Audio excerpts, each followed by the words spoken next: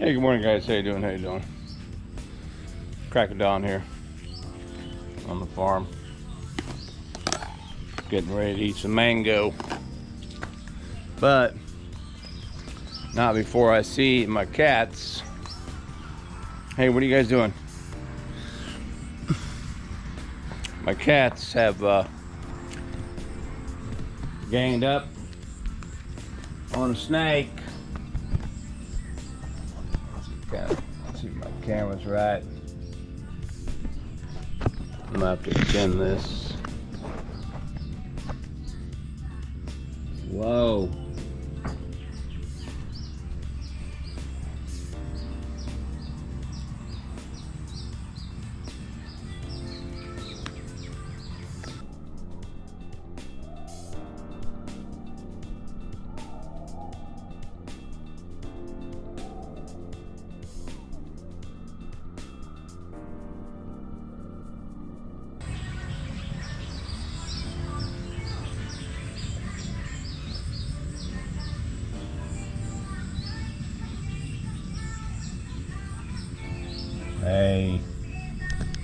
Hey,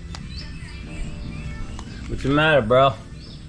I think he bit him in the lip there. he was like, I didn't like that.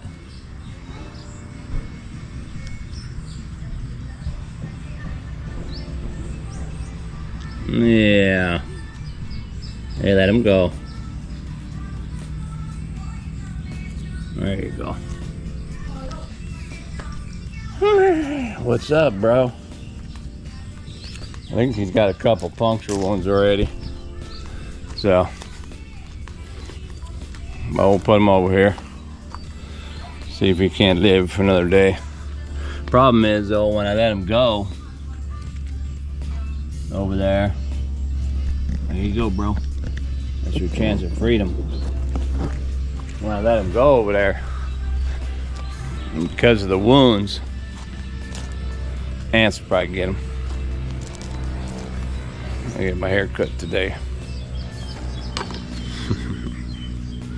Yeah, I actually, when I first was walking by, I saw the black cat, you know, playing with him. He had already like bit him in the belly or whatever, and like brought him over to his brother to say, bro, check it out. And then I saw that thing turn and bit him like in the face, you know, on the lip or something. And he shook his head like, whoa! Knocked that thing off of there. Too funny. It's not poisonous though. He's alright. They wouldn't go to it if it was poisonous, you know. If it was like cobra or something, I don't think they would have gone to it. You know, I just put some shellac, some varnish on this on the seat that I got, but I might have used the wrong brush. Yeah, I'm gonna let that dry, and then I'll probably have to sand it off, you know, and redo it. I was fixing the electrical on my boom box here, and I was using my soldering iron, and I had it just basically, you know, propped up and sitting down, but on my table, I didn't burn it right here. Right here, actually right here. The thing was up, but the heat, the ambient heat, you know, pushed down and burned it. I don't want to sand that again. Here's my USB, check it out. The end of the USB is still plugged in, so it still has a electrical frequency. And the ants, man, they love that electrical frequency stuff. I don't know why, but they do. I remember I had a answering machine, you know, back in the day, like in the 80s or whatever. You had those telephone answering machines plugged in, and I think it wasn't working. I wanted to change the battery or something, and I opened it up, and there were literally like 20 million amps in there. And I was like, oh, this flush come out like a wave of water onto the kitchen counter and stuff. And I was like, oh my God, what's going on? So I forget who told me, because we didn't have computers, so maybe I called the 1-800 number on the machine or something, I don't know. And the guy said, put the machine in the freezer of the refrigerator. And I was like, so I unplugged it and put it in the freezer, because there's still a million amps. And sure enough, they all froze. So I was able to knock them all out of there, clean it all out really good, you know, after I took it out of the freezer. And then it was fine, although it wouldn't stop them from coming back. So I obviously I sprayed ant spray and stuff, but they love the electronics. They do it here too. It's not showing, but this morning when I came out, there was again a million ants. They're inside here. And when I change things, sometimes I'll open that up and I'll see like a big old 1,000 dead ones, because they do electrocute themselves. And here, this morning, I saw a whole bunch of them coming out of my fan too. And the fan doesn't always work. And I think it's because it's packed with ants, because you will have electrical problems if there's so many ants or whatever, I think, because of their, you know, they're basically, ants have liquid, right? Blood or whatever. I can't help but feel that's probably why it shorts out and stuff when they're having that. I'm checking out my cat. He's on the prowl. This place, man, what a heaven for cats, huh? Well, I've already done the final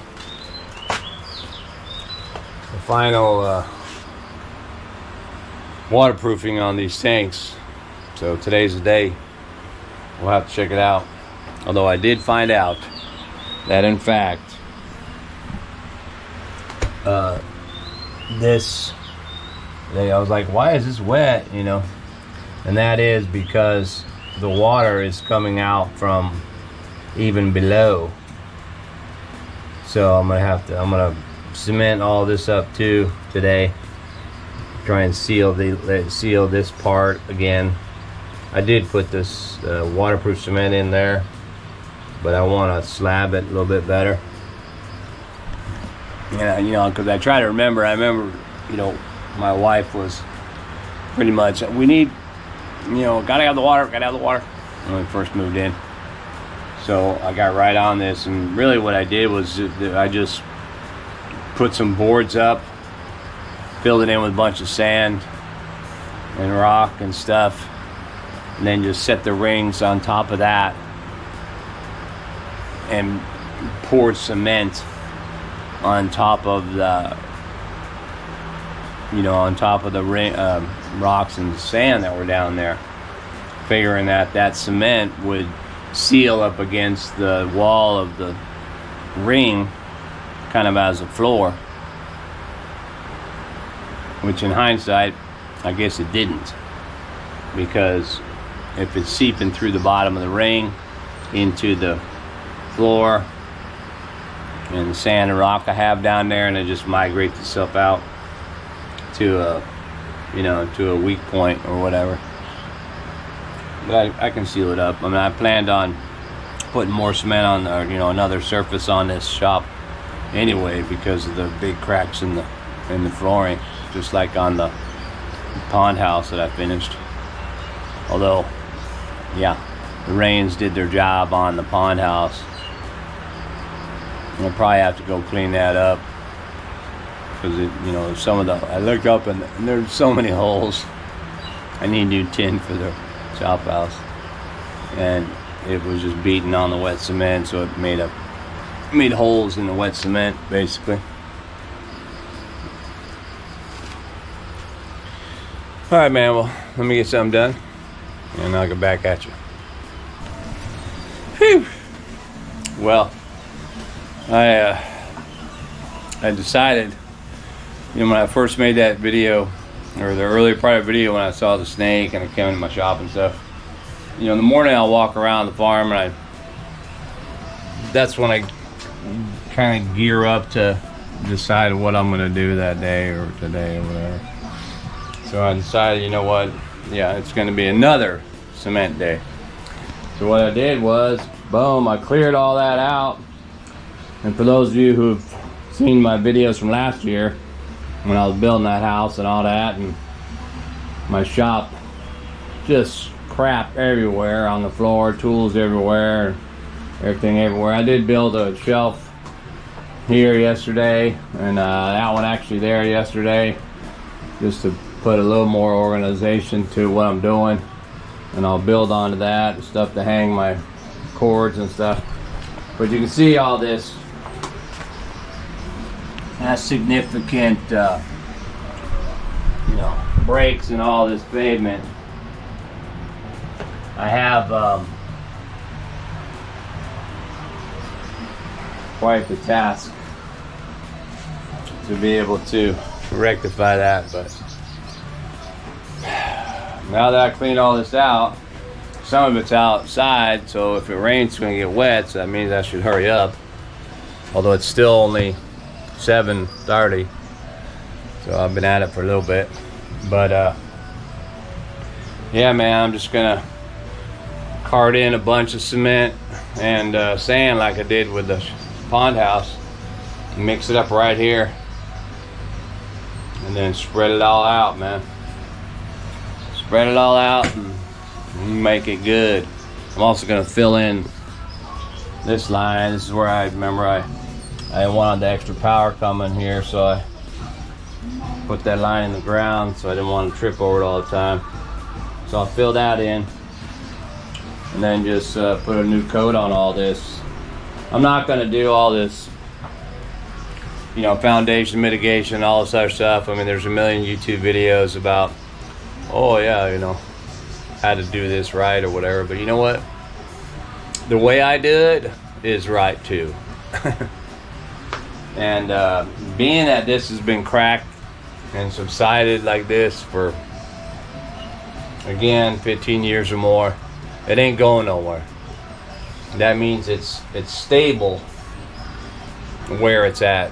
So before the rains get in there and erode more, which I don't even know if they do anymore, I'm just going to go ahead and get it in there and make it all flat and everything like that, because a lot of times when I come out here in the morning, if it has been raining or something like that, then this area, which I'm right in front of my shop, this area right there is a boatload of ants coming out of there, and the ants get all over my shop feet, man. You know, here in Thailand we don't use safety shoes when we're doing stuff. It's just not in nature. But sometimes I will have to put my boots on. I'll actually put my boots on for the concrete, because, you know, I'll be stepping in it. But other stuff, I just put stocked it up here. Some of the stuff, that's my trash. Put it up off the ground a little bit. Same over there. That's my electric mower. Don't want to get that messed up. But anyway, I only have a half a bag of cement. That's 4 buckets. So if I use 2 to 1, that means it's going to be 8 buckets of sand and that cement. I'm not sure, frankly, whether or not 8 buckets is going to be enough here. Could be. Could be not. That was 12 buckets over there on the shop house. And that area is about the same, maybe less. Although this is, I mean, that, yeah. And this is a little bit more uneven. I don't know, maybe I could use more sand and less cement. make it a 3-to-1. That would give me 12 buckets of sand and 4 buckets of cement. Might be able to get away with that. Actually, I have a bag of, what is that? That's like, you know, rendering, but it's cement. And you know, for the most part, if I mix it all in, it'd still work. All right, well, then we get to it. We'll see what we get done. Back at you. So again, just a process. 12 buckets of sand and about a half a bag of cement. So that's 4 buckets of cement. So 3-to-1 ratio. I'm putting water in the tank over here again. It's gonna need water for the cement. But one of the things I forgot, I thought you'd find entertaining, was that I had these old shovel heads and stuff that I found in the dirt and rusted. But I grinded them down, made them sharp again, even a knife or machete. It's good for chopped banana or whatever. It doesn't have to be perfect. But I was using my grinder yesterday, and the sparks were flying down here. And sure enough, right over there, actually, I saw a boom, like a little fire. And I was like, uh-oh, what? So I saw, oh my gosh, and I put that out. Then I realized that all my gas and everything is over here. You know, it was over here, which further motivates me to do this. And also to find a new location for my flammables. You know, I got bush cutter gas, and lawnmower, or not lawnmower, but a couple bush cutters, my chainsaw, and my post hole digger. A lot of gas out here. So yeah, I need to build something or just put it in the plastic containers out there, you know. That way I don't blow something up in here. Because when I saw that fire, and I thought for sure, you know, there's other gas here. It's only fumes, doesn't need to touch it. And it was going to be boom, and I'd be a fireball running out of here. Fortunately, I mitigated that. Now I'm going to make it better. This back part here, you can see light underneath there. That's again because of the unevenness, but I'm going to wall that up from the outside actually to, you know, make that better. Hey guys, well, it's another scorcher out there, but well, this is how it looks. You can see all these ridges. I'm getting ready to, I'm gonna go ahead and, you know, surface that out flat. But one of the things I saw is, I can see, excuse me, my cat has gotten in here and stepped in that dang cement. So he's gonna get it. No, hope he doesn't lick all that stuff off. All right, man, well, let me get to it and I'll show you what it looks like.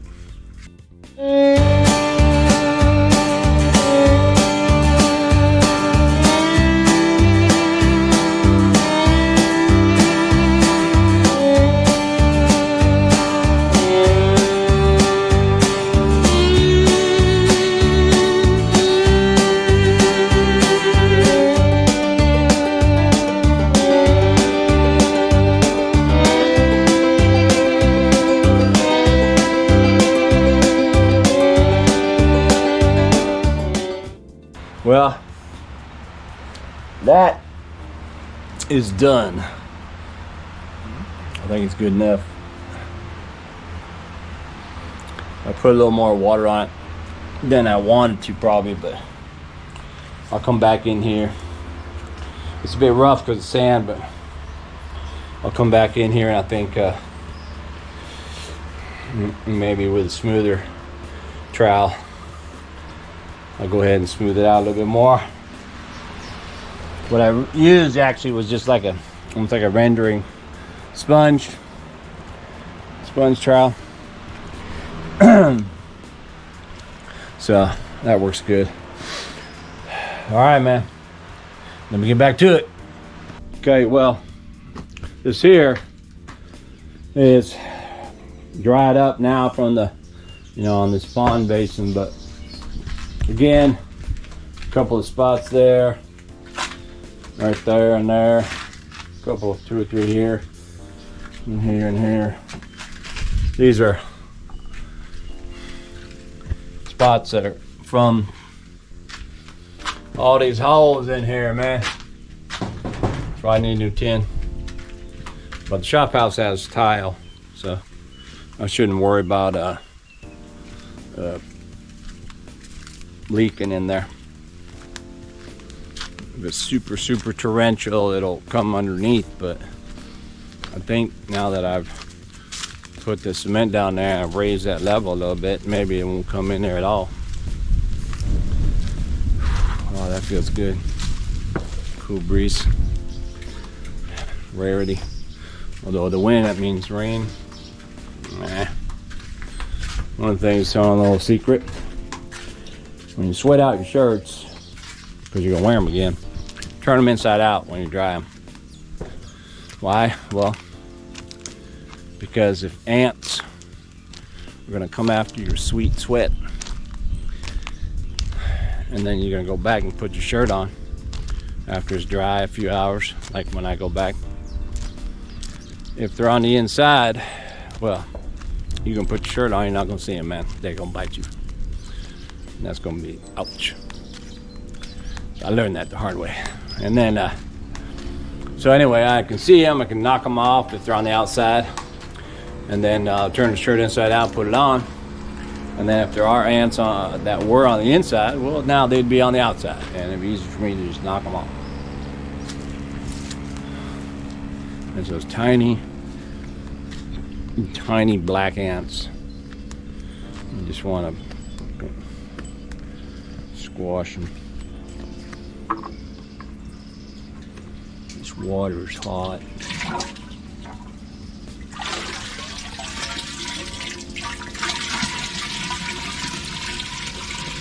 Trying to see if I got polywog in here.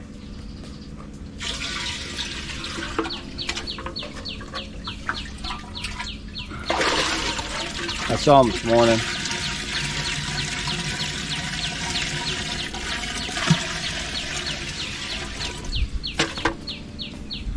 Can't catch them. We went out also a little bit later this morning, went out to buy more of those yellow trees, yellow flowering bush. It gets as big as a tree, but they're in the front of the property all the way to the road.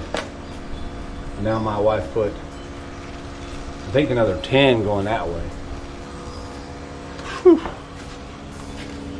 And we bought a couple of big old banana trees, about that big. I don't know where she put those.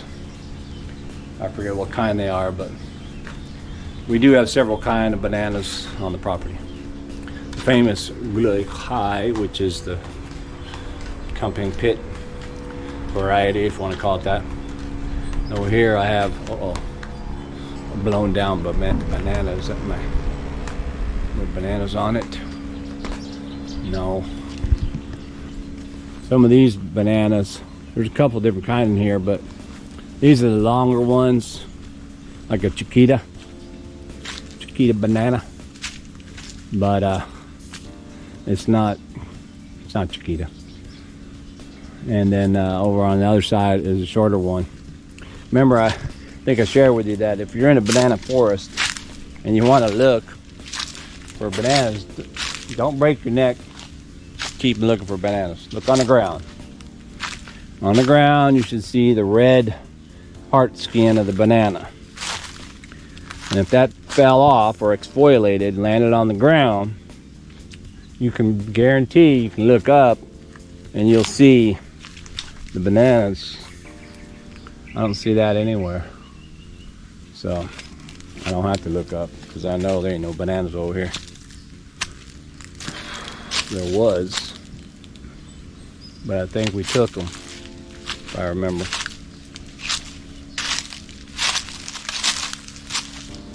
Woo! I gotta be mindful of when I'm ducking in them mango trees and stuff. Because if I let that stuff brush my head, then boom, I can see it right there. There's an ant right there. Shoot. Probably in my hair. Don't want them to migrate down and bite my lip or something. Whew, well, I think that's about it. I'm gonna let that dry all night, and then we'll get back to it in the morning. We're fixing to barbecue some pork steaks. All right, man. Again, thanks for watching. Thanks for hanging out. Subscribe if you want to, if you can, and I'll get back at you.